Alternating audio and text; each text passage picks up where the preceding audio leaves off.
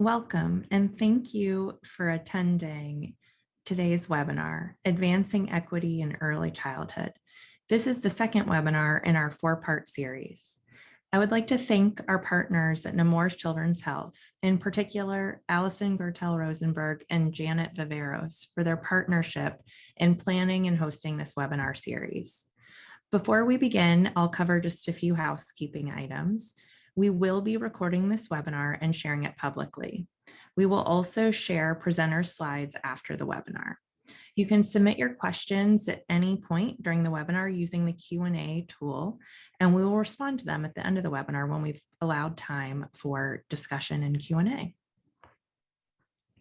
Just a brief intro into your co-hosting organizations today, Nemours and Healthy Eating Research. Nemours Children's Health is one of the largest integrated pediatric health systems in the country. Nemours Children's Health's goal is to help children everywhere grow into healthy adults. Healthy Eating Research is a national program of the Robert Wood Johnson Foundation, and our mission is to support and disseminate research on policy systems and environmental strategies that promote healthy eating among children and advance nutrition and health equity.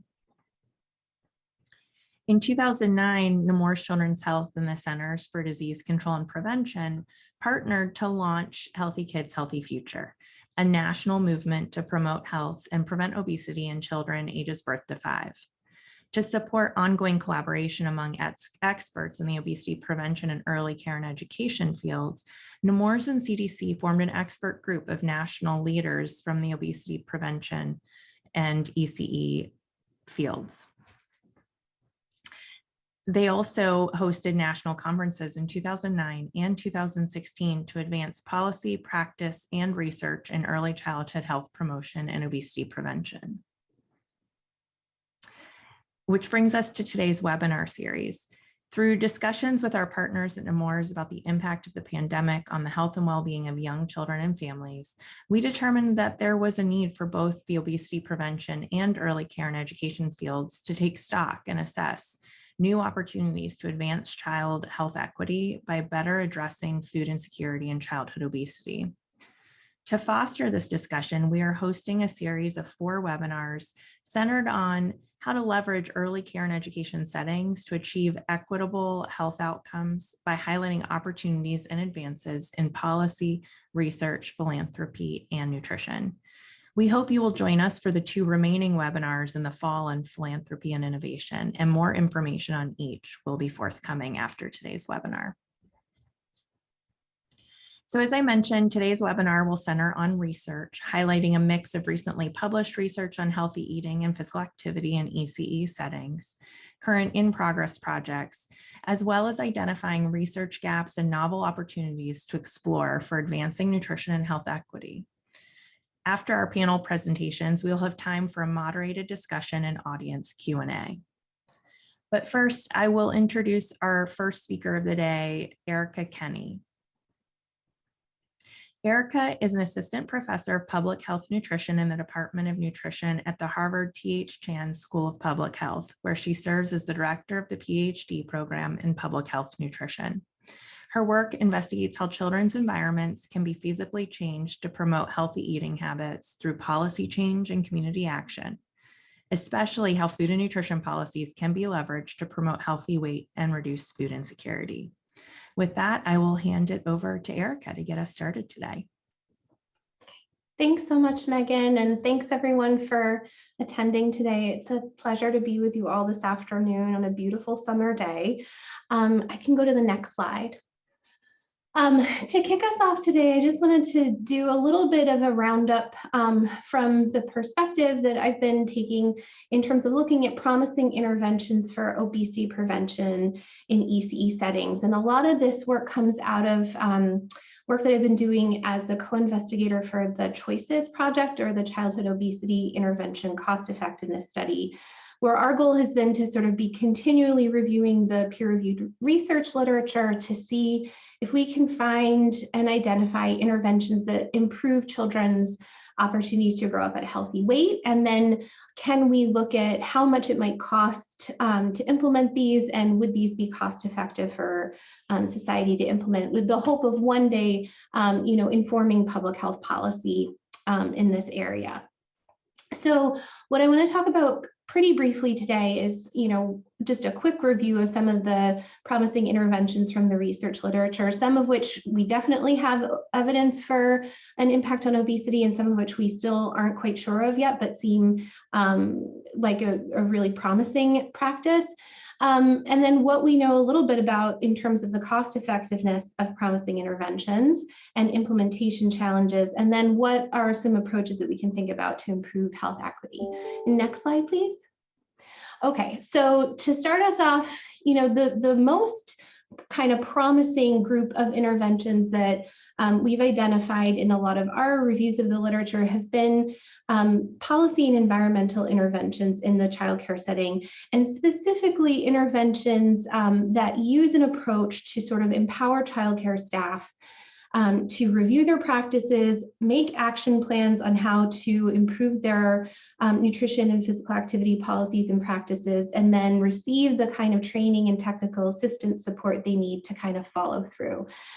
So folks on this call may be very familiar with the Knapsack Intervention, which I have sort of on the left, the nutrition and physical activity self-assessment for childcare, and it's sort of successor Go Knapsack, which kind of brings Knapsack online for wider dissemination. And this intervention has been shown time and again to help childcare staff improve their policies and practices, improve the kinds of foods and beverages they offer to children, their physical activity opportunities, and in randomized controlled trials has been shown to help reduce BMI-Z score for children, which is a signal sort of healthier weight growth or reduced obesity risk. The Healthy Apple program is another example that kind of leveraged the Knapsack model with a slightly different distribution model in San Francisco and had very similar impacts as well. The Nemours and CDC Early Care and Education Learning Collaboratives also used a very similar approach and used sort of a learning collaborative model to help providers share with each other some of the best practices that they were doing, and also saw improvements to the nutrition and physical activity environment. So all of these really show a lot of promise because they help empower childcare staff. They hopefully make more sustainable changes to the childcare environment that can last over time and really institutionalize healthier practices. Next slide. So sort of zooming out a little bit in terms of sort of less of like a direct service with childcare folks and more of a broad nutrition policy that has a lot of promise for obesity prevention, and particularly for health equity in obesity prevention and healthy nutrition, is the Child and Adult Care Food Program, or Ccfp, which again, most folks on this call may be familiar with, but just for anybody who isn't, it is somewhat analogous to the National School Lunch Program, although it's less well known. And it subsidizes meals and snacks served to infants and children in participating childcare programs. And so participating facilities have to serve meals that align with CACFP standards. And in return, they receive tiered reimbursements for those meals based on children's family income. So it is really targeted to support serving meals and snacks to very low income children in particular. And it has about 4.8 million participants in the year 2021. So it is definitely one of the broadest reaching childcare nutrition policies that we really have at the moment in the absence of a national childcare system.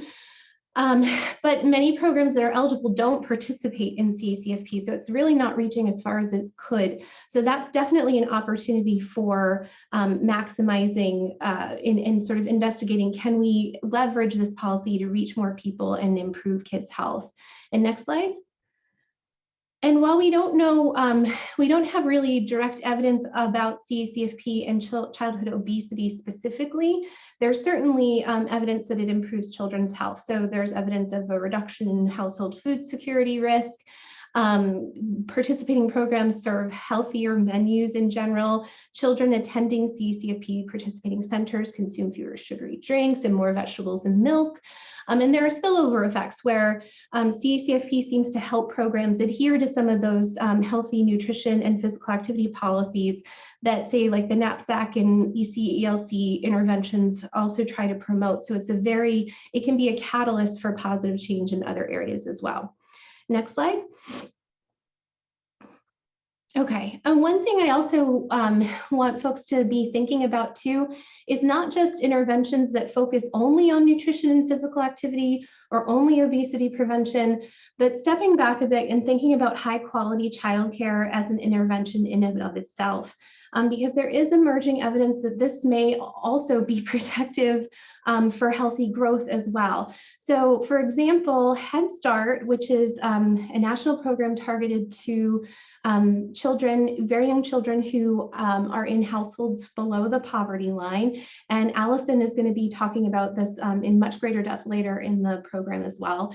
Head Start participation, which is very focused again for low-income families and provides high-quality childcare to these families, is associated with improvements in weight trajectories for young children. So Julie Luming et al. Found that participation is associated with kids who have obesity going towards the healthy weight category and kids with underweight going towards the healthy weight category too. So it's a really encompassing beneficial intervention. And Head Start has also been found to be reduce special ed utilization later in childhood. It's been found to have a range of really positive benefits. So outside of just obesity prevention. So that's also something to think about.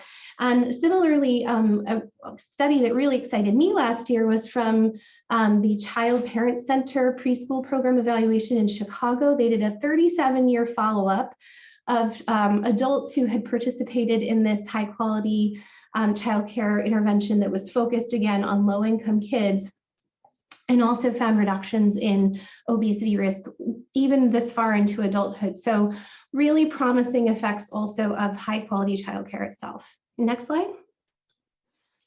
So those are definitely some promising approaches. Just to quickly run over some of the evidence that we have so far on the cost effectiveness of these interventions and what we've modeled through the Choices project. This is from a healthy eating research issue brief from a couple years ago. Next slide. Just as a brief overview of questions we can answer with cost effectiveness analysis, because I think sometimes people kind of glaze over when they think about cost effectiveness analysis a little bit. What we're really trying to do is say, okay, we have this intervention. How much would it actually cost to implement it? How many cases of childhood obesity do we think it would actually prevent in the population? Would it actually have an impact or would it not? And would it have a small impact or would it have a large impact? And also critically, how much health impact do we get per dollar spent with one intervention versus another, or with just the status quo? So that's what we're really trying to identify so that we can have evidence for like, this is a smart investment in children's health. Next slide, please. So what we do with the Choices model, just so I can contextualize the data that I'm about to show you, is we use a microsimulation model that sort of takes a virtual population and we give it an intervention that we want to test out. And for 10 years, we look at how many people benefit. Are there differences in obesity, in childcare, in childhood? Are there differences in healthcare costs that we can see attributable to the intervention?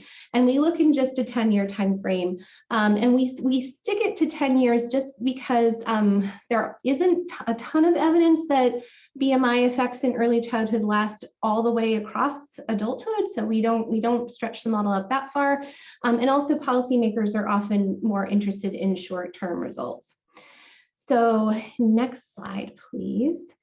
So what I want to show you today is evidence that we found of the cost effectiveness of Knapsack in particular. So what we did was we looked at the Knapsack intervention, which is again, this technical assistance and support and self-assessment and action planning intervention that empowers childcare staff to make changes to their environment. And we looked at, what would be a nationwide implementation strategy for this. And we looked at what would happen if this were put in as a requirement in state quality rating and improvement systems, which are these voluntary sort of certification systems that childcare programs can participate in their state so that they can say that they've reached a certain level of quality. And we estimated that if we were to do this, it would reach about 1.2 million children nationwide. So next slide, please. and that it would prevent close to 40,000 cases of obesity just in the year 2025 alone, if it had been implemented for 10 years, and cost about $700 million. Now, this is something I want to note here, that we did not find that this intervention is cost saving. We did find that we felt it was pretty cost effective and a very smart investment, because it results in a lot of cases of obesity prevented. It actually doesn't cost a ton when you think about putting this in, millions of childcare programs over 10 years. But it's not something, because there aren't a ton of healthcare cost savings associated with preventing childhood obesity just in childhood. You're not going to see like a ton of cost savings coming back at you. So it is really important to keep in mind that these are investments in the long-term health of children. And there are smart investments, and there are some very smart investments, but you may not be able to necessarily see immediate cost savings for early childhood interventions. Next slide, please. Okay, so what's really exciting now, I think, at this moment in the field too, is that there are some really promising opportunities for implementation of some of these evidence-based strategies. So one of the great joys of my career for the last couple of years was seeing that this concept of putting Knapsack into QRIS systems has actually been happening. So the example on the left is the Step Up to Quality rating system, QRIS system in Nebraska, and participating in Go Knapsack is actually a requirement for one of their levels of certification. So this is a great strategy for sort of disseminating this and getting this out there. And that's a voluntary system too, so it's not, it isn't through state licensing regulations that would require this. State licensing regulations, though, are another promising strategy that folks have been looking at for quite some time as a sort of policy mechanism for requiring that childcare programs adhere to a bunch of different practices. So this is an example. As of 2020, the number of states that are in red have regulations prohibiting SSBs from being served in childcare. So there's a lot of room to grow here in terms of incorporating some of these best practices into these regulations. But next slide, please. I do want to also raise, though, that there are a lot of equity implications in terms of the implementation of some of these policies. So, it's not simply enough to just write these standards into regulations or write these requirements in. It's not guaranteed that there's going to be translation into practice without some intensive implementation support. A recent study that my team has been working on found that most states don't have a ton of supports available for ensuring that their nutrition and physical activity and screen time regulations are actually put into practice. And this may result in a gap in translation. So we know that there are programs with robust implementation support, like training and technical assistance and really good guides and written materials, and collaboration between providers are really effective, but they do require resources. And it's unclear who may miss out on such resources. So having a stronger implementation plan to kind of bring some of this evidence into practice and really get it translated so that it's impacting the lives of children is going to be a critical question. And the one last thing I want to leave with too is I do think one of these things that we should be thinking about is promoting high quality childcare for children in households with low income overall as being a really promising approach, both for healthy growth and better nutrition and physical activity and better health, but also for promoting equity. And it's something that, all of this is happening within the context of childcare. Childcare does a lot of really wonderful things for kids' social and emotional development and their cognitive growth, and high quality care can have a lot of really strong long-term benefits. So thinking about how we can partner with other folks in the ECE space and think about having a coalition with those to promote better growth, better nutrition, better physical activity as one of many things that we want to promote in high quality childcare is, I think, going to be a really interesting thing moving forward and has a lot of promise for promoting equity. So I will stop there. I think that's my last slide and hand it over to Megan. Thank you so much, Erica, for that great presentation. Next, I'm going to invite Dipti Dev to come on camera. Dipti is a Betty and Richard Robinson Associate Professor in Childhood Health Behaviors Extension Specialist at the University of Nebraska-Lincoln. Dipti is a social and behavioral scientist who studies methods to facilitate the diffusion of responsive feeding evidence-based practices into rural ECE settings for improving children's dietary intake and healthy outcomes. She has led the development of Eat Family Style responsive feeding program that has received national recognition for improving the environment, provider EBP implementation, and children's dietary intake in ECE settings. Welcome, Dipti, and we look forward to hearing more about your presentation today. Thank you so much for this opportunity, and can you please move to the next slide? Yes, so today I'm going to specifically talk about responsive feeding evidence-based practices in terms of implementing them in the early care and education settings. I'm going to discuss the Eat Family Style resources that are available, and then I'm going to conclude with what policies or actions are needed to support these evidence-based practices in ECE. Next slide, please. So Erica did touch upon a bit in terms of the role of the child and adult care food program. Nationally, we know that child care programs that participate in Ccfp have an improved availability of healthy food served in these settings. However, limited data does show that participation in CACFP and serving healthy foods to children does not ensure that children are consuming these foods. Based on some preliminary work that has been done, we know that children are still not meeting dietary recommendations, and 75% of the children are still not meeting vegetable recommendations. So there is a need for additional strategies to focus on not only what to feed children, but also how to feed children. Next slide, please. Yes, so this, the providers are also concerned about food waste and children's food refusal, and they have limited knowledge and understanding about what are those practices that can facilitate food acceptance from by children. Next slide, please.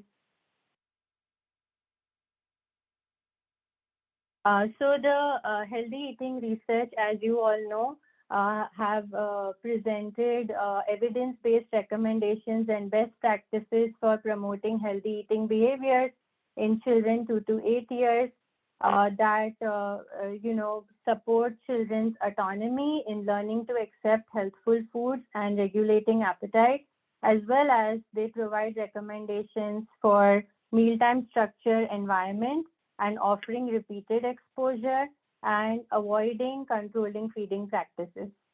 Next slide, please. Based on research nationally, we know that even though responsive feeding is recommended by CACFP and the HER report has presented these practices as well, the implementation of responsive feeding evidence-based practices is still suboptimal in childcare settings across, organizational structure.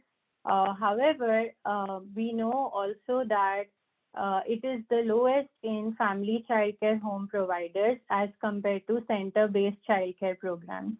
Next slide, please.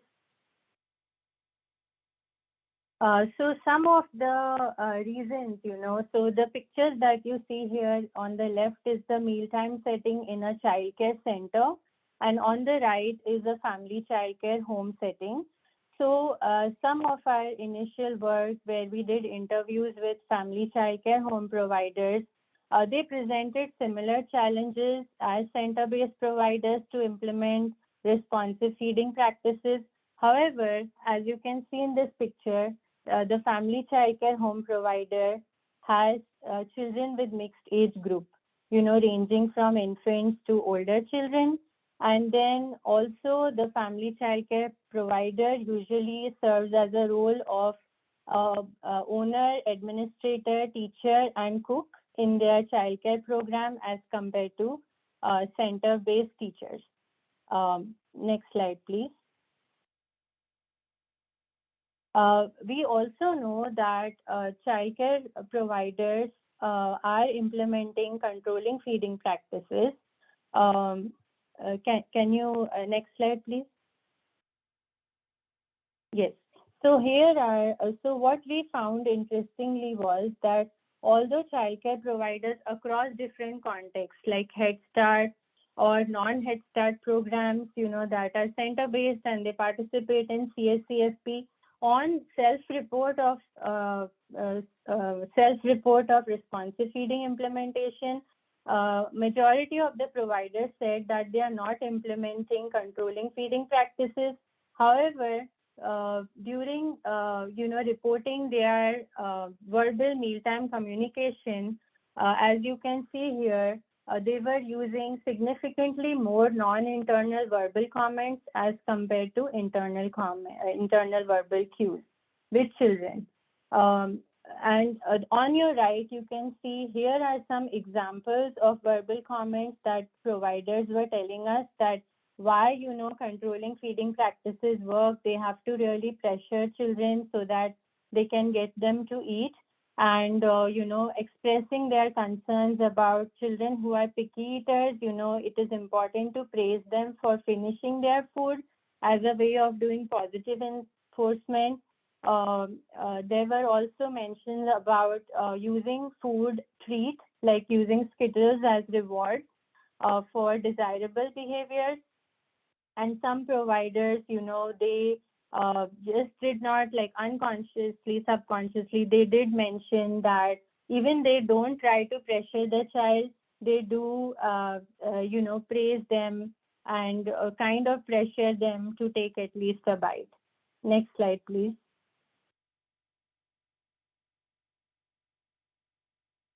So again, then the question remains, like, how do we feed children?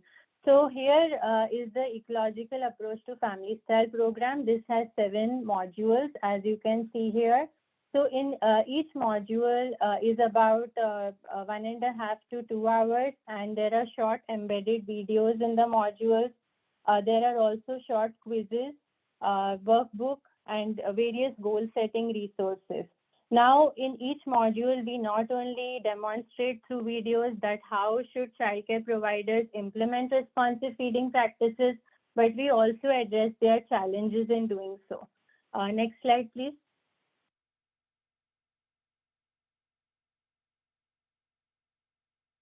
So as you can see here, we have done a lot of research in terms of what are those barriers for implementing responsive feeding evidence-based practices.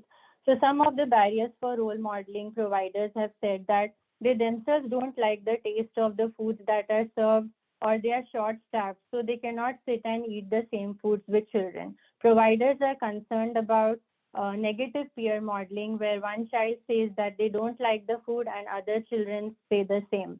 Engaging children in sensory exploration, so really telling providers that with less resources, how they can engage their senses. A lot of providers say when they have to do like hands-on cooking activities with the children, it requires more planning and resources. So that is really time consuming. So thinking about how providers can use verbal communication at meal times to use responsive feeding practices. Self-regulation, telling providers how they can really trust children's cues of internal hunger and fullness rather than, pressuring them to eat. Allowing children to serve themselves and, making those food choices by supporting their autonomy. Using praise and rewards effectively as positive reinforcement, but using non-food rewards. And of course, family engagement is really key. So these modules cover each of these points as well as address provider challenges to implementation. Next slide, please. So these modules are available on the Better Kid Care platform. We targeted putting our modules on the BKC national platform because it has reach nationally as well as internationally, as you can see here. And also really important in terms of an incentive for the providers. As you all know, childcare providers need annual in-service hours towards their licensing requirements. So BKC does offer this for module completion.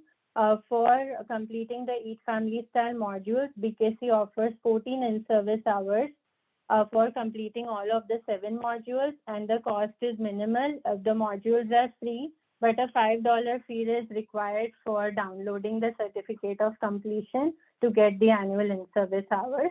Next slide, please. So here are some preliminary evaluation results where we did find that after the intervention, children's dietary intake improved as well as their knowledge and familiarity for vegetables improved. Next slide, please. Here are some qualitative results where providers also mentioned that children are definitely trying the new foods. And interestingly, they were pairing that how they are implementing the responsive feeding and observing changes in children's behaviors in terms of healthy eating. Next slide, please.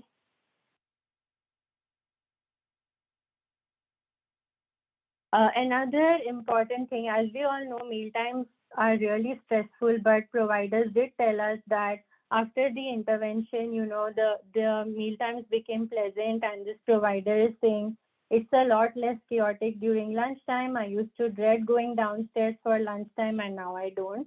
Next slide. Also, in terms of our journey for these Eat Family Style modules, we have worked with centers, tribal childcare programs. They are on the BKC website. We have also adapted the modules for COVID-19. As you all know, CDC had given guidance to pause family style meal service. So how responsive feeding can be implemented with plated meal service. And you know, we are also working internationally with providers and targeting rural family childcare homes because the implementation is lowest in such settings. Next slide, please. Yeah, next. Yes, next slide. So in terms of some of the implications based on the research and our work, for Ccfp, it is important to consider providing meal subsidies for providers as well, so that they can eat the same foods with the children and role model healthy eating. Especially in center-based programs, childcare directors have expressed cost as a challenge.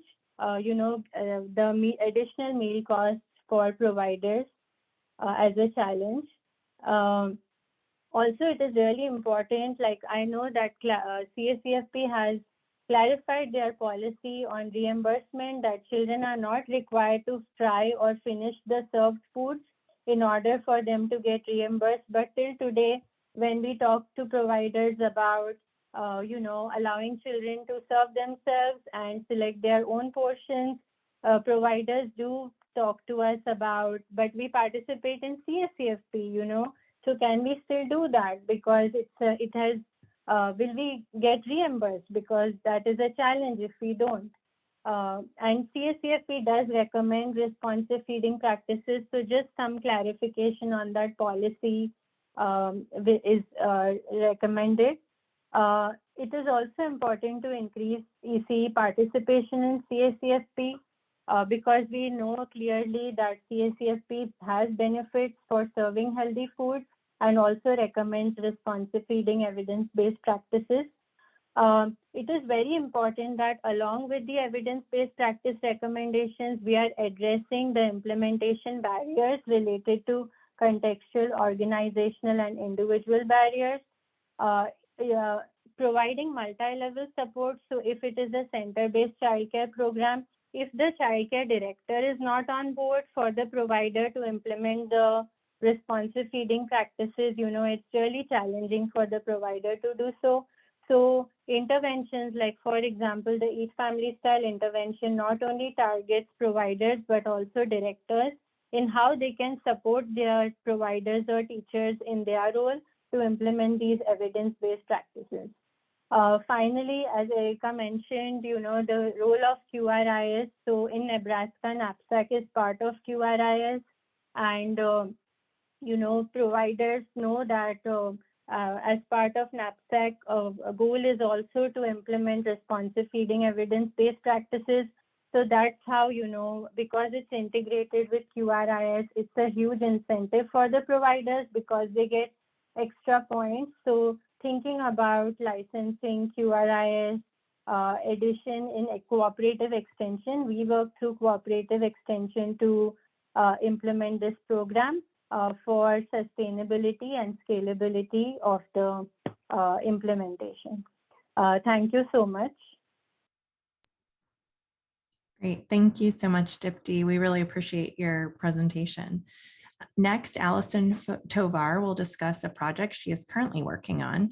Allison is an associate professor in the Department of Behavioral and Social Sciences at Brown University. Originally from Bogota, Colombia, she received her Bachelor of Science in Psychology from Northeastern University in 2001, a Master's in Public Health from Tufts University School of Medicine in 2005, and her PhD from the Friedman School of Nutrition Science and Policy in 2009. The goal of Dr. Tovar's research is to understand factors that shape eating behaviors early in life in order to inform community-based interventions among diverse, underrepresented populations. She has received multiple NIH diversity awards throughout her academic tenure and continues to receive NIH funding to test a novel behavioral intervention with families of preschool-age children. Welcome, Allison, and we look forward to your presentation today. Thank you so much, Megan. It's a pleasure to be here and really excited to share some work from a recent project that I'm working on. So some of the objectives for what I'm going to do today, I'm going to give you an overview of the current state of measurement and communication of obesity risk in Head Start and share some findings from a recent study on BMI and Head Start. Within presenting some of those results, I want to highlight some limitations or concerns with the current practices of measuring and communicating BMI and the need for more research in this area. And finally, just describe current commission research project and forthcoming deliverables. Next slide, please. So you have already heard briefly from Erica about Head Start. So it is a federally funded program that promotes school readiness, early childhood development, and well-being for more than 750,000 US 3 to 5-year-old children annually, most of whom are from families with low-income families below the federal poverty level. Head Start has program performance standards that define standards and minimum requirements for all Head Start services. So these standards serve as the foundation for Head Start's mission to deliver comprehensive, high-quality, individualized services supporting the school readiness of children from low-income families. And as part of these standards, programs are required to do nutrition assessment and screening, and then communicate the screening assessment results to families. So as part of this, programs are annually measuring children's height and weight annually, and then they put this into their program information report, the PIR. Most programs are conducting height and weight measurements on site 2 times per year. And many programs are communicating this information with families. Next slide, please. So I'd like to tell you a little bit about why the project I'm going to be sharing some results from got started. So Dr. Beth Miller, who's on the project with us, had partnered with local Head Starts in Ohio due to concerns over obesity in children in the Head Start. As part of their efforts to better understand the context within the specific Head Start, they examined raw height and weight data for 455 children and also conducted focus groups with health and nutrition staff. What they found was that health staff questioned the accuracy of the data that teachers were collecting and that the teachers felt time pressured and also had a lack of understanding of BMI. And looking at some of the pair data, they also seem to be a lack of precision and accuracy. For example, they found that 25% of children lost weight or had no gains. They continued, did an additional study doing some interviews as a follow-up and identified several needs as it related to training of height and weight, as well as how the data was being collected and communicated. They also found that family reactions to hearing about their child's height and weight data influence the communication process, and that these reactions may influence the willingness to engage in education or counseling opportunities. So Dr. Miller had come to present this data at the Nutrition, Obesity Policy and Evaluation Network Early Childhood Working Group, which I co-lead with Dr. Kate Bauer. And as a result, a group of us came together because we were really interested to better understand what the national landscape as it related to BMI and obesity risk in Head Start was. Next slide. So before I jump into telling you a little bit more about the study we embarked on, and Erica did touch on this a little bit, it is worth noting that Head Start anthropometric data are used regularly to explore childhood obesity. These are just a couple of studies. So in 2020, a study found that the overall prevalence of obesity among children enrolled in Head Start was 16.6% higher than the estimated prevalence of 13.9% among 2 to 5-year-old children. Another study found that in comparison to peers, preschool-age children who entered Head Start with overweight obesity had significantly improved and moved to healthier BMI by kindergarten. There was a narrative review in 2017 where Head Start enrollment was associated with lower obesity in 3 of the 8 studies, whereas no study suggested increased obesity among Head Start attendees. So really just suggesting the importance of this data being used for surveillance purposes. Next slide, please. So Head Start programs share this information about weight status with parents, but the literature is really sparse on how parents receive and react to this information. For example, a previous study reported that parents distrust the Head Start BMI measurement reporting due to inconsistencies with other health providers, and that parents would prefer to have this information presented neutrally, avoiding weight labeling. Next slide. So as a group, we decided there wasn't a lot of information out there besides some of the qualitative data that Dr. Stage and Miller had collected on how height and weight data was being collected and how it was being disseminated to parents. So we created a survey to better understand how height and weight was collected and communicated in Head Start programs across different states in the US. Next slide. So just some information on the survey. It was an online survey completed by Head Start health managers. And we had different sections on the survey, mostly to capture how the height and weight and data, the collection method processes, the height and weight data reporting methods, and some around the parent communication as well as professional development questions. And their name was entered to win a 17 of $100 gift cards after completing the survey. Next slide. So a Head Start staff member from a total of 410 programs across 37 states accessed the survey. 3 didn't consent to participate and 47 consented but did not initiate the survey. So our final sample was 363 programs from 37 states. 13 participants did not report the state, but we did include them in our final analysis. 86% of respondents were the health and nutrition manager and covered a diversity of programs, large and small, urban and rural. Next slide. So we did ask how much of a health problem is obesity in Head Start programs? And as you can see here, about 48.3% said a moderate problem and 19.1% said a larger problem. Next slide.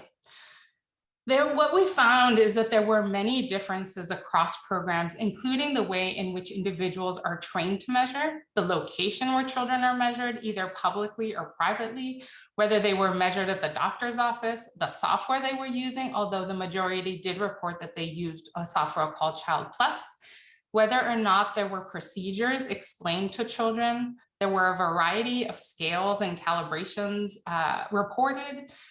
Who was entering the data really varied. And finally, how BMI weight categories were calculated also varied. Next slide. The primary barrier to obtaining height and weight measures was child absenteeism on the day of measurement, followed by missing information on health forms, other competing priorities, and time available to take measurements. Next slide.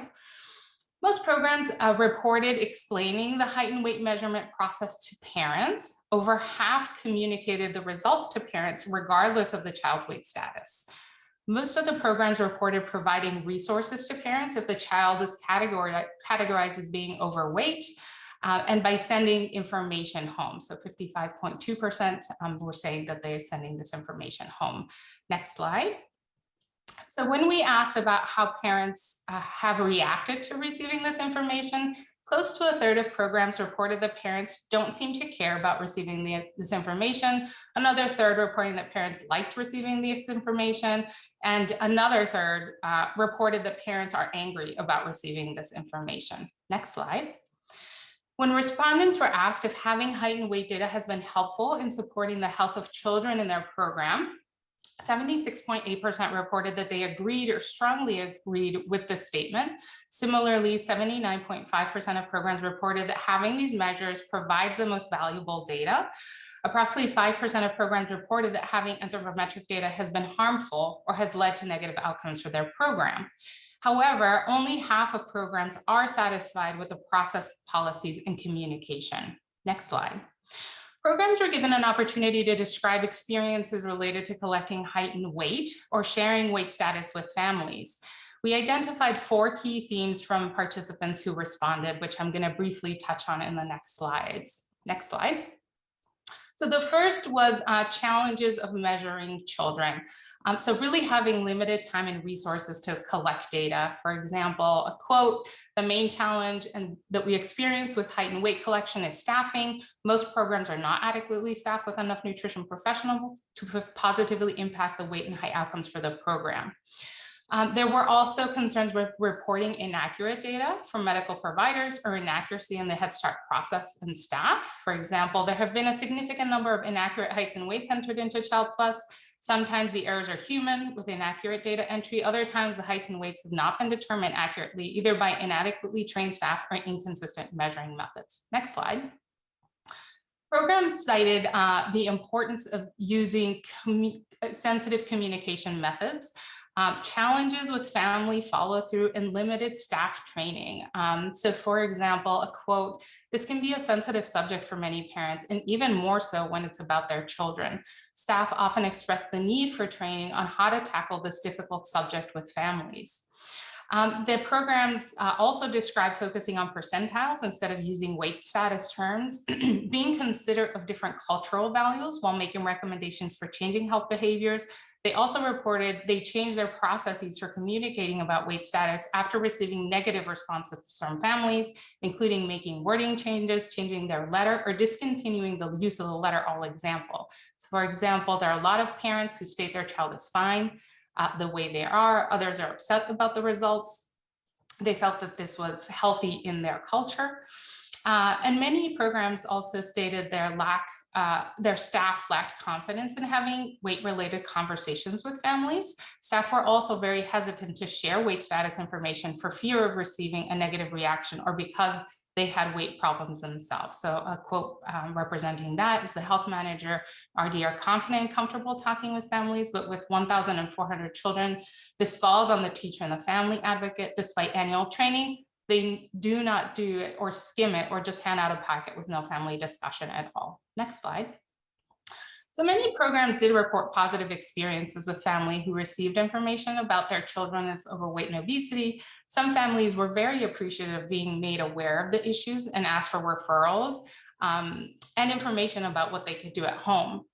They described families who engaged in making these positive changes to their family's diet. And for this is an example, one parent was very grateful for the information our training had. She learned how to proportion his food and was very thankful.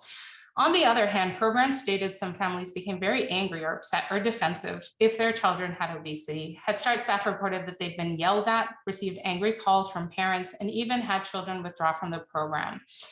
So these are some quotes. So parents yelled at the staff saying she wasn't a bad mom. We never inferred that and that the child would grow out of it.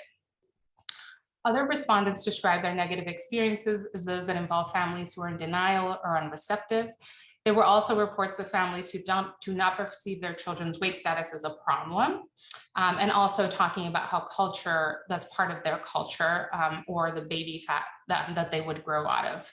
Other parents also just blamed school food, perceived healthy eating as too expensive, and attributed weight as being part, again, of their culture, as I already mentioned. Next slide.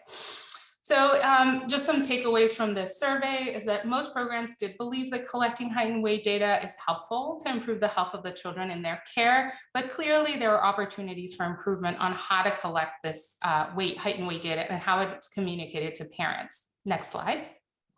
So this led to a commissioned research project funded by Healthy Eating Research. And so the goal of this project is to develop and test the acceptability, feasibility of a quality improvement toolkit for measurement of obesity risk in Head Start and to describe best practices on how to communicate this information with families. To do this, we're engaging with key stakeholders in Head Start to discuss the integration and coordination of anthropometric data collection, and together with these stakeholders, develop procedures, protocols, and trainings for anthropometric data collection to be used within their programs. We're going to be testing the acceptability, feasibility of the new procedures, protocols, and trainings with interviews with health managers and teachers and advocates. And concurrently, we're also convening a panel of experts to describe best practices as it relates to communicating health behavior and BMI data with families. Next slide. So just to give you a quick update, this project started back in February. We've had we've had meetings with Head Start stakeholders, 42 of them, to continue to understand on the ground barriers, facilitators, and what they would like to see as part of this toolkit. And so we've developed the first version of the toolkit, and we have also convened the community advisory board. We've had two meetings. Next slide. So just wanted to share some initial themes from the conversations we've had with Head Start stakeholders. And it's very similar, I think, themes from what we've seen in the survey, but talking about outdated equipment being an issue, that the measurement toolkit needs to include standardized instructions and procedural checklists, really the desire for education surrounding why measurement is important and why it's done in the first place. The stakeholders requested training on sensitive communication that, again, what we're hearing, that parents are reacting negatively. So really thinking about training and ensuring cultural competency, that it's factored into this communication. And that the overall aim really is to educate families on the importance of maintaining healthy weight and a healthy lifestyle. Next slide.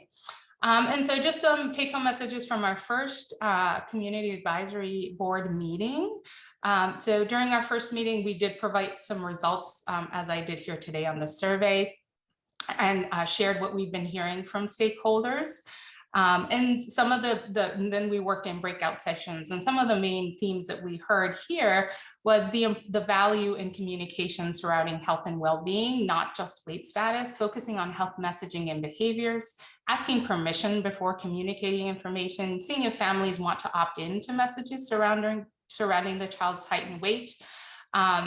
Particularly for children with overweight or obesity, it's important that Head Start has a strong referral network. And then the importance of emphasizing the comprehensive nature of Head Start programs. We know how great Head Start is, so how can we be taking this into consideration, and what can we do for all programs that would be helpful enough to give each program a starting point?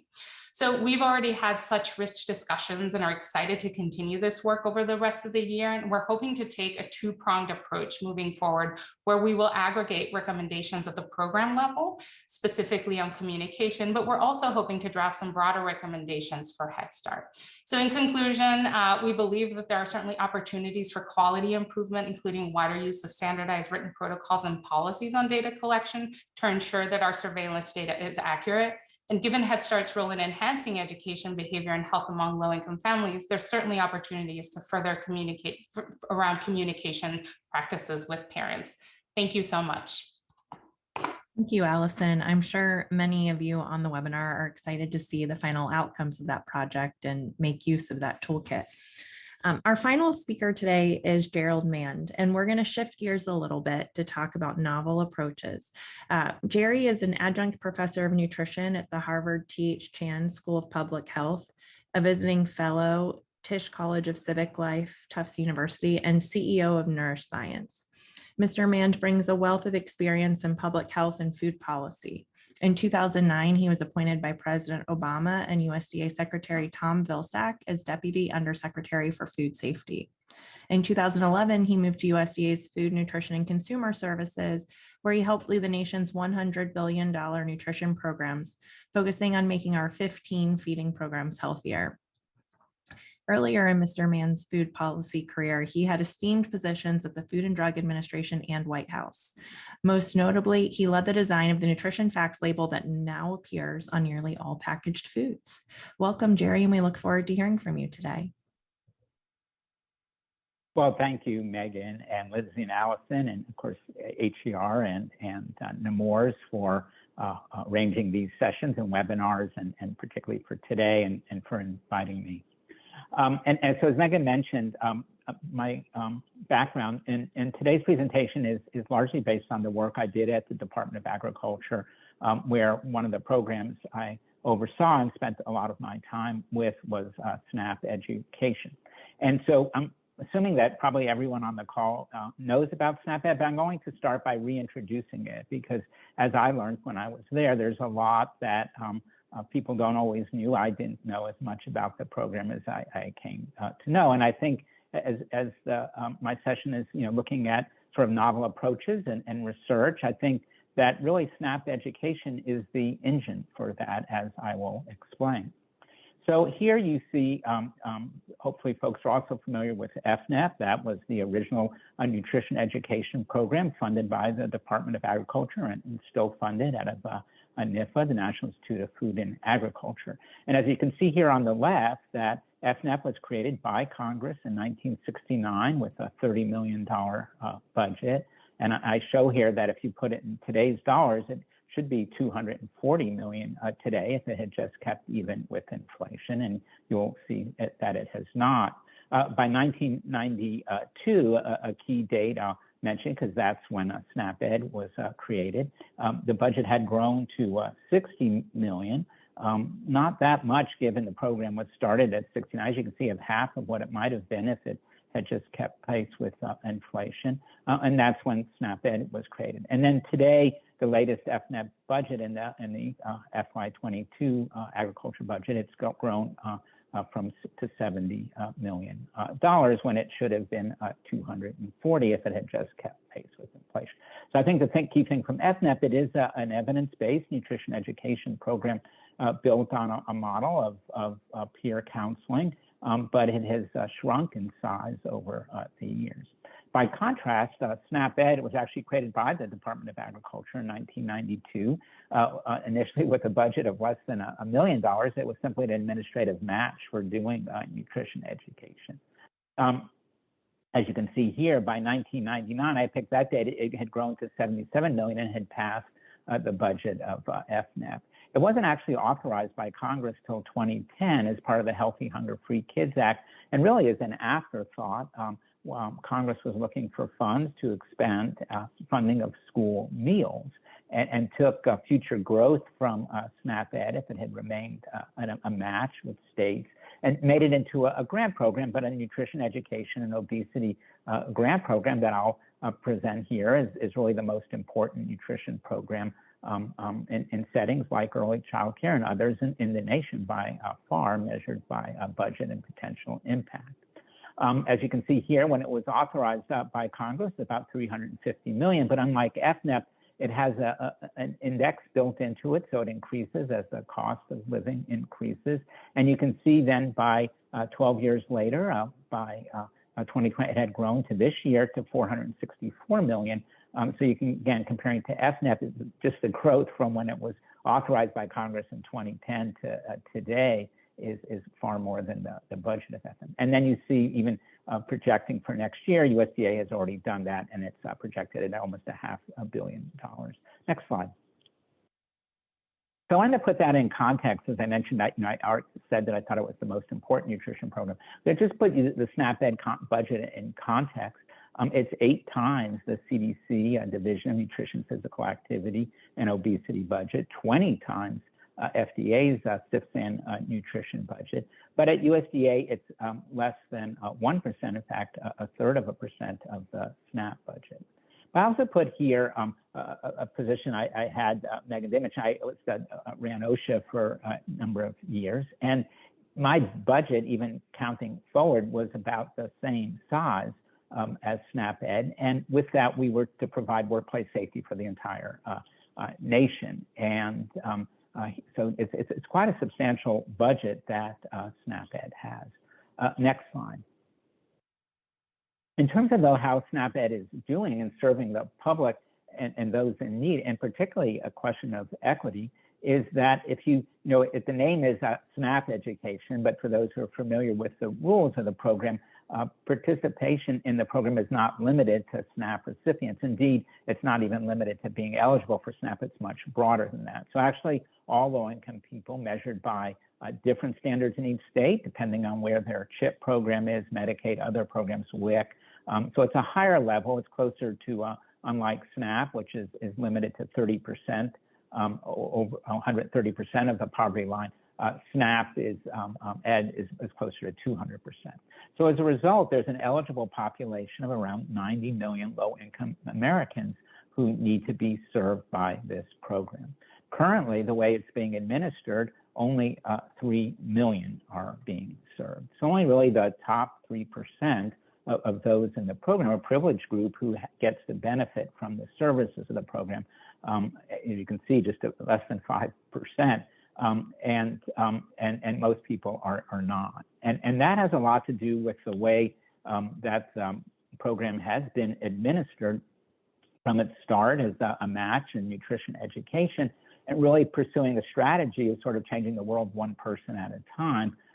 That's not really working for this program.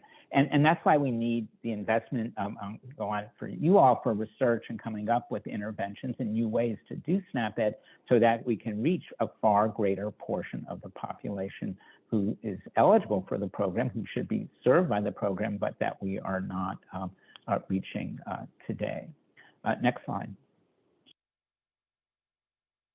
So there's been very recent significant changes in the administration of SNAP-Ed. I mentioned it was created in 2010, but as an afterthought to the Child Nutrition School Meals Program. So as a result, when it was created, it was changed from a match for states that were doing nutrition education, a 100% match as part of SNAP. When a state does something, the government matches it dollar for dollar. Until last year, actually 2021, there was no funds available to the program to actually run the program. And so now recently that's changed. Congress and USDA finally worked together to provide a permanent 2% of the program will be set aside to actually run the program. And so finally, when I was there, literally there were 2 or 3 people running this $400 million program. I mentioned again, OSHA, I had more than 1,000 employees for a similar budget. Anyway, and most of the work at OSHA, like it is what USDA, is done at the state level. So that was only the national headquarters staff. But finally, there is a SNAP-Ed branch. The announcement already went out and closed, and so they're hiring a branch chief. They're renaming a part of the SNAP program that used to be program accountability to now program accountability in the nutrition. So nutrition finally has sort of a home in the SNAP administrative structure. SNAP-Ed is in that division. They'll have a branch chief and they have this permanent 2% funding. But just to put it into contrast with GovSNP, another program hopefully most people are familiar with, which was sort of an evolution of FINI. So you had a program like you had with SNAP-Ed, it evolved, and they gave it a new name. Unlike SNAP-Ed, they kept the old name. But to show you just the administrative support that was provided in contrast, where virtually nothing was provided till SNAP-Ed till this past year, with GovSNP, they set aside 8% of the budget for administration, $30 million for a training and technical assistance center that you might all be familiar with at the Gretchen Swanson Center. And then $25 million for pilots in a produce prescription program. So that was all created to support GovSNP. SNAP-Ed didn't have that, and as a result, I think the effectiveness of the program lagged. Next slide.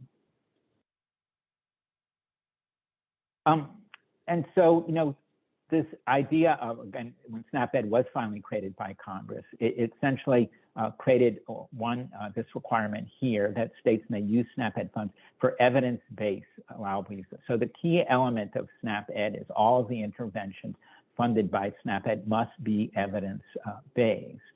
And I think as the agency has interpreted that, I think correctly, both at FNS, who runs the program, but also in NIFA and the extension program, who understands FNF, it's not sufficient to change knowledge or intent, but to be evidence-based, it really needs to change behavior and outcomes. So it has to demonstrate a change in how people eat and ultimately outcomes.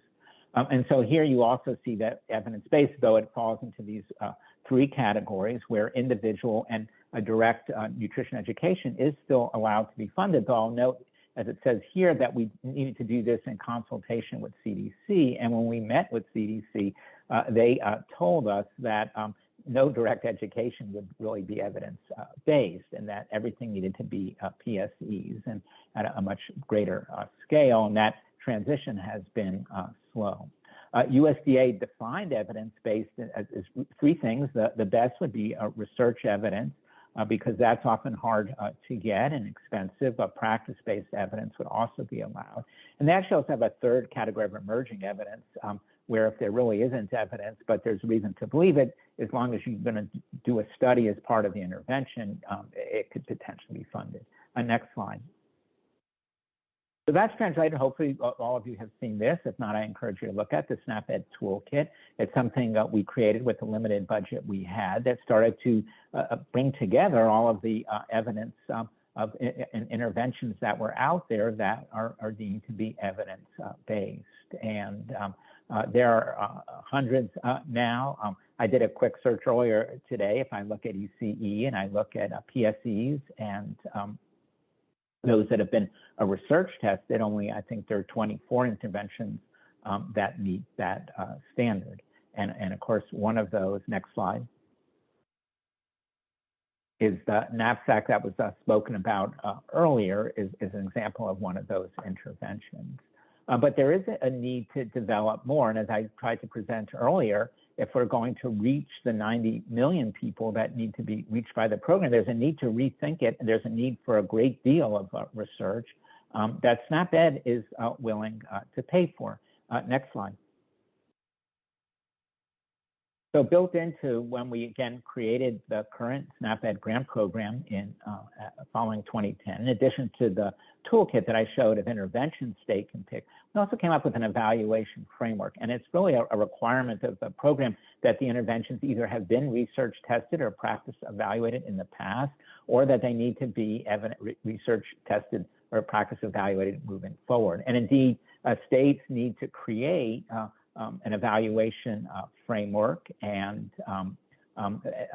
follow this evaluation framework in doing that. So USDA picks each year a number of these different evaluation measures and uses those and gives states some choice. And that's one reason you see so many is that states have very different programs. You sort of have 50 states, you have 50 different SNAP-Ed programs in many ways. And this gave them a lot of different opportunities of what they could use as metrics for the program. But the idea here is that they are required to use metrics and there is funding there. Next slide. So as I mentioned, evaluation has been a key part of the program. When I was there, we tried to insist that states spend at least 10% of their funds as SNAP-Ed. So if you look at that today, that should be close to $50 million. It's not currently a requirement. I think it should be, and people should encourage USDA to do that. But states are free to fund beyond 10% if they want to. So right now, as USDA does every year, they put out their guidance for states. States are working on their plans right now, and they're due to USDA back in August. So this is the window for folks here on this webinar to work with their states to build in evaluation of what they're doing to make sure that it's working and to really present alternatives and ways to reach the full population. So one key question, I think, for every state and for those here to push states about is, what is the population and what is your reach? And if you're reaching less than 5% of the population in need, you may need to think about redesigning the program and coming up with other ideas. I finish with this slide to show you how evaluation has and the opportunities that are there. So in the old SNAP-Ed program, they had this something called EARS. It was an education administrative reporting system. It was really just counting the number of interactions people had with SNAP-Ed because the staff wanted something to show Congress that they were having some reach with or impact with the program.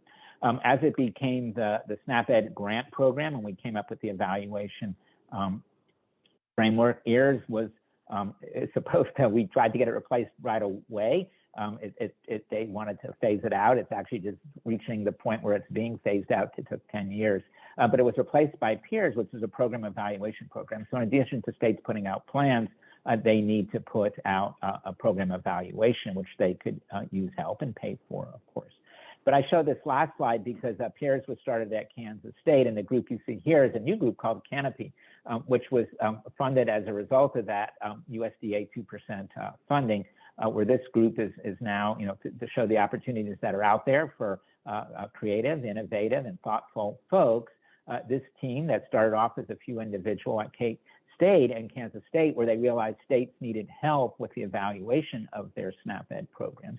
Kansas State offered to help them track whatever they were doing against the evaluation framework and created PEERS to help states to do that.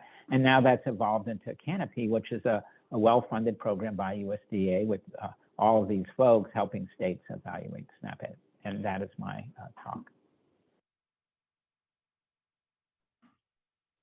Thank you very much, Jerry, and thank you to all of our speakers. I'd like to now invite everyone back onto camera. I'm going to stop our share so that we can have a discussion, and we'll also continue to take questions from our participants. So please, just as a reminder, don't forget to submit your questions through the Q&A function in Zoom. So thank you all so much again for your presentations. Really great information. I'm going to kick us off with a question to get us started. And looking at kind of where we were landing towards the end, what do you view as the most important future research opportunities in the ACE space related to obesity prevention and healthy eating? So we heard from Jerry about SNAP-Ed as being a good means, but what are the specific questions or topics you really think more research is needed to take us the next step? I can start us off in one area related to some of the work I'm doing.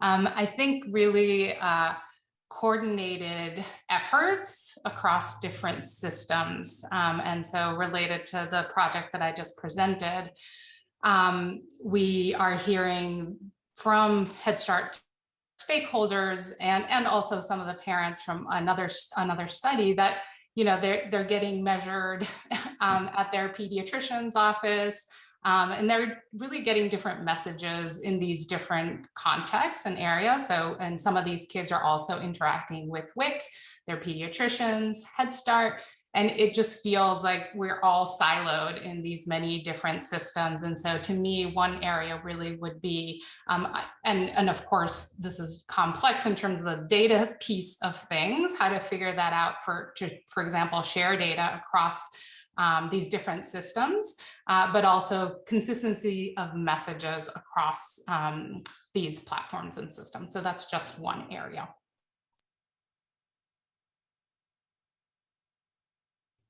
Could I hop on to that too?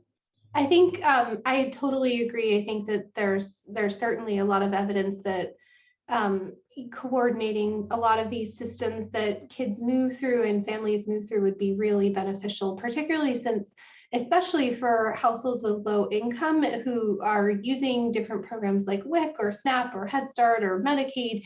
It's just the burden of paperwork and the burden of participation is just so high for so many of these programs. And it's really prohibiting a lot of folks, I think, from actually benefiting from them in the way that, we really could. And so that, I think that is definitely, and, looking at just ways to simplify, I think is super critical. And I think to add on that too, and also, for future research, one of the things that I think is really needed is looking at long-term effects of some of these programs throughout the life course, we've got a little bit of knowledge, but it's not, I think we're not always sure on how long these effects are going to hold up over time. And so having some more knowledge of that. And also from an equity perspective, like really trying to understand like how can we better implement some of the things that we do know work to make sure that they're actually reaching folks fairly, and they're not just reaching childcare providers with broadband access or childcare providers who speak English, or that they're actually reaching everyone that we want to reach. I think those are some really key areas too. One thing that I would like to add is to address implementation. EC interventions use a variety of implementation strategies, ranging from self-assessments, technical assistance, to more intensive implementation strategies such as monitoring and feedback through facilitation. So trying to determine that the impact of these implementation strategies that can influence implementation and effectiveness is key. And also thinking about how organizational structure, location can influence implementation of evidence-based practices is critical. Thank you. Great, thank you all. I know we also had a question coming through the chat that I believe Dipti and Allison responded to, but I just wanted to raise it and give you all a chance to respond or add on to verbally as well. So in regards to CACFP, has there been research done to determine how to assist enrolling ACE sites that are eligible but not enrolled in the program?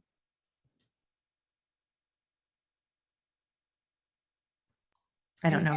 And Erica, I pointed towards your paper that was recently published last year, so maybe you can speak more on it, but certainly there's certainly research out there, including this paper, and that you found that serving meals and centers nonprofit status predicted CACFP participation, and that non-participating centers have limited knowledge about the program and its eligibility. So really just highlighting the importance of increasing just the knowledge about this program.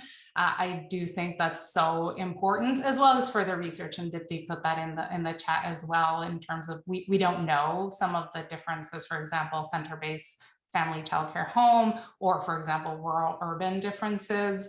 But it's such a wonderful program and underutilized that I think just really critical, and just highlighting Erica's work in that space is really important. Thanks, Allison. And yeah, I should mention too, that was done with Tatiana Andreeva too at the UConn Red Center. And yeah, that paper did highlight, identify some factors that kind of predict CACFP participation. But I think to the question of, are there effective interventions to help get people to sign up? I don't think there's actually a ton of research on that. And I know Tanya is doing a sort of more comprehensive dive into some data to look at state by state differences in kind of utilization, and whether there are some states that have some best practices in trying to help get providers to sign up, because there's a lot of state level variation in CACFP participation among eligibles, just like there is in WIC, and there's a lot of differences in how CACFP is administered from state to state. So I think she's hoping with that project to be able to kind of identify some good strategies out there, but I think it's challenging. And I think we do hear too with providers who don't participate that lack of awareness, but also like worries about the paperwork and worries about asking families for income information, and all of that seem to really be a barrier to yeah.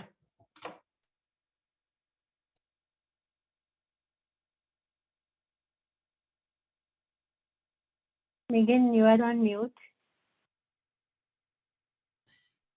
Sorry, I thought I unmuted. No, thank you all for your responses. I think that there seems, or likely, some connection with equity here as well, knowing that it can often be about resources and location and knowledge of the program to begin with. Kind of building on that theme, what are the most promising strategies to improving equity in the ECE space? And what research is still needed specifically to address improving equity in early childcare settings?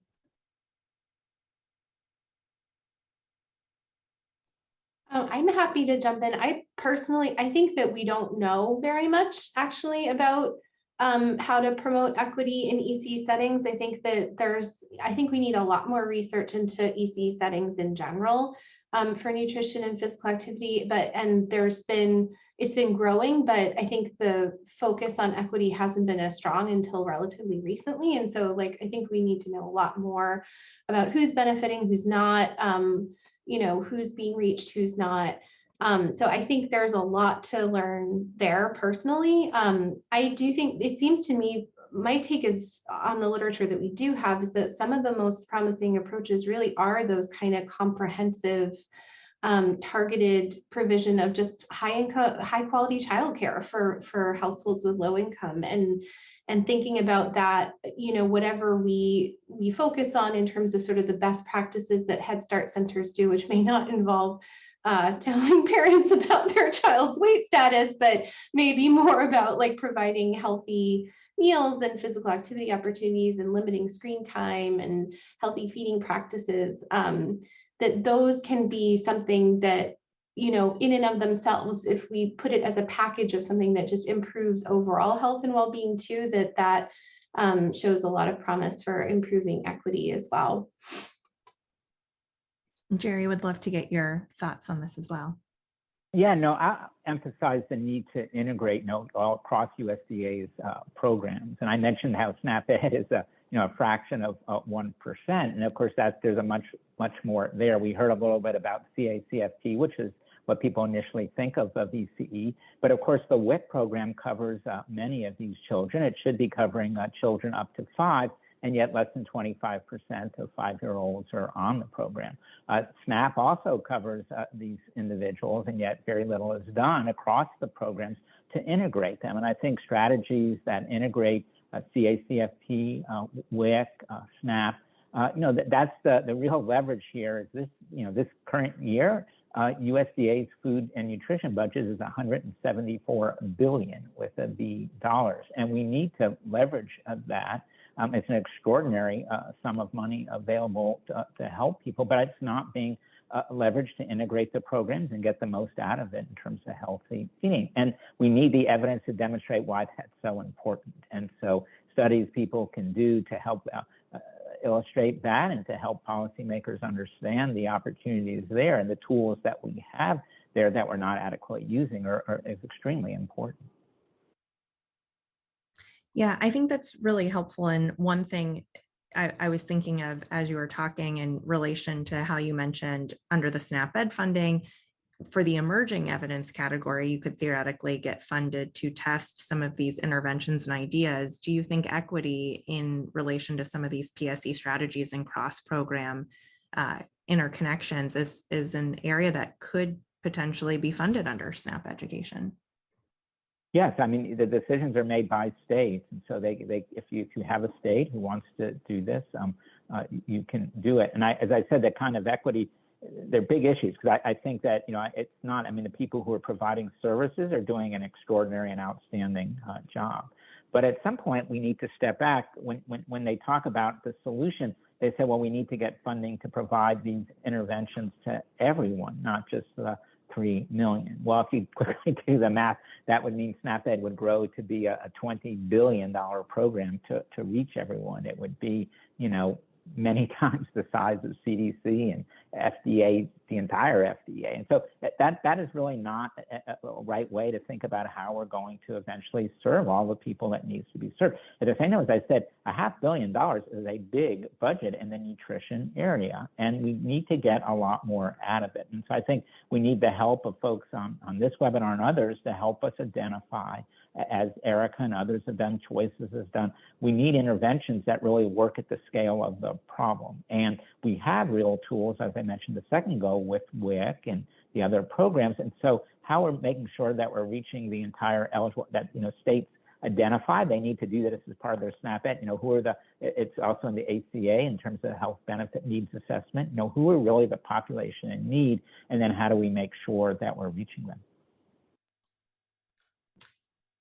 Yeah, I'd like to build on this idea of the interconnectedness between programs and really ask you all to respond to the question of what role can ECE play in connecting families and kids to feeding programs, particularly those that are underutilized, such as WIC, or are there other programs we could be doing a better job of cross-promoting and linking?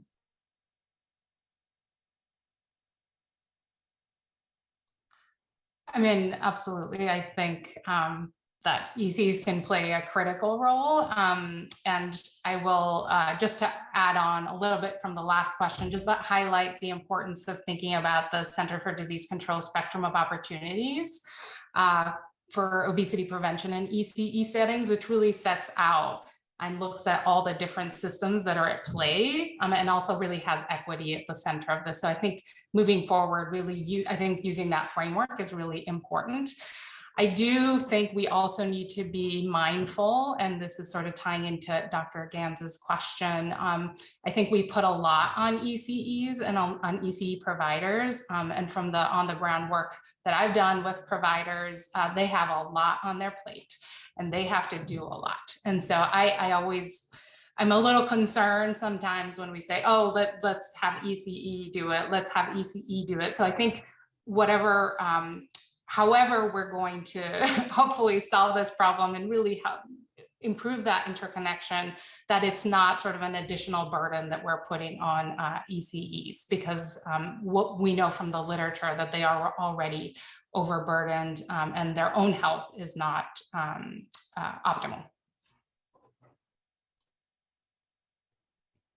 I 100% agree with Allison on that. And I think trying to think like, are there sort of more like structural ways to help people get access to different programs and have more knowledge of different programs, and maybe it's through however Ccfp is administered, but taking some of the burden off of the childcare workforce to be the ones to connect folks to resources would probably be a good model. But I think states have tried to look at things like joint eligibility for different, like automatic enrollment in different programs. If you're eligible for one program, you're eligible for another, to sort of reduce some of these things. But I think it's definitely a space where if we can find ways to help connect families to these resources better through whatever opportunities we can that don't put the burden on like ECE teachers, I think that would be great.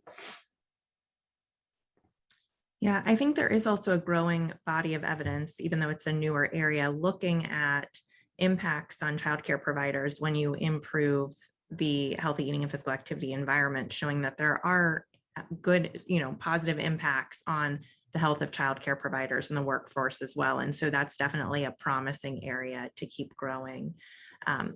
In recognition of the time, I want to thank you all so much for your presentations and this conversation today. Thank you to our participants who have joined and submitted wonderful questions. I'm sorry we weren't able to get to everything, but it looks like much was answered via the chat as well. And we really appreciate you all joining us to have these important conversations. As we mentioned at the beginning, we did record today's webinar, and we will follow up afterwards with a recording and slides from the presenters in the next week or so. And stay tuned for information on our next webinar. We hope you all have a wonderful afternoon, and thank you again for joining.